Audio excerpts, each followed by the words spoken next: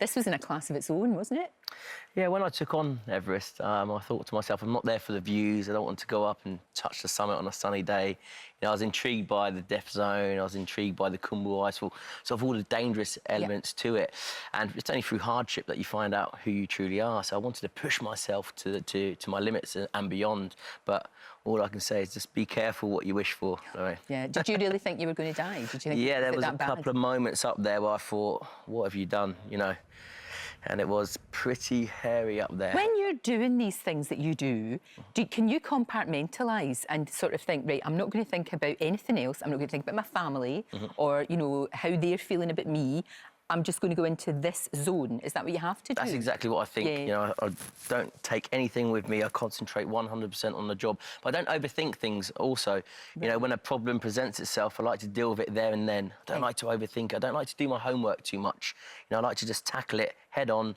When situations or problems present themselves, I just like to take them on straight away. So, I mean, most of us are never going to get to Everest, but we can experience, you never know. We can experience it through you, really. Yes, I've got a virtual reality piece that we've done as well, where you can literally put on a headset and walk in my footsteps all the way from Lukla to base camp, and then from base camp to Camp 2.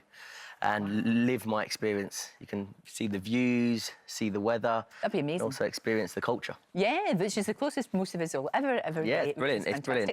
I'm looking at your tattoos. Yes. And you've got Bly on there. Yes, correct. Yeah. That documentary you did on Captain Bly, when you followed his footsteps, because most people know that story, Mutiny on the Bounty. It's always Kristen Fletcher that they talk about. It's always him, and he ends up, you know, in Pitcairn and all that sort of quite romantic story that's been made into movies. And Bly was the baddie.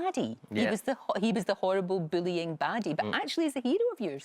Yeah, he's a hero of mine. You know, for what he'd done, you know, he was left for dead on a 23-foot open wooden boat in the middle of the ocean with 18 of his sympathisers. And he got them all to rescue bar one. So having lived that journey, in a way, isn't it? Yeah, it's like the Shackleton it's not in too Good dissimilar. Weather. So I don't know why he's got a bad name, because in my eyes, you know, to do what he'd done is nothing but, it's the hardest survival feat known to man still to this day. Wow. And they do say that he wasn't particularly bad of his time. He was just a hardened, you know, a hardened officer, and he did rule a little bit with an iron fist. You know, he didn't take any prisoners, shall we say. So he was very, you know, uniform, very regimented to get the job done. If you haven't seen that, you can download it. It's absolutely brilliant. It's called Mutiny. You named your little boy Bly. Yes, that's a nice name, that. I like that. Because I left my wife, she was 7 months pregnant when we left.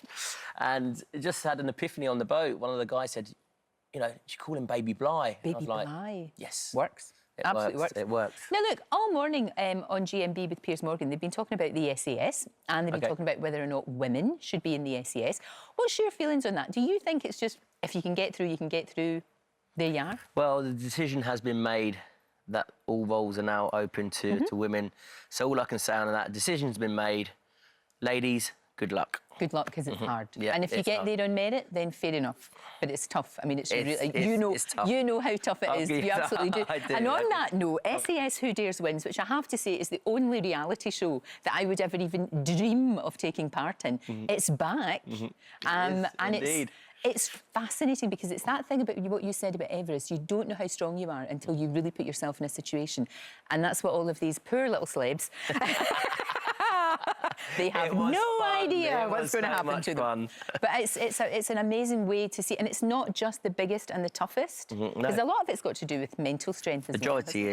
Majority of it's up here. You know, we train our bodies, but we neglect our minds too much.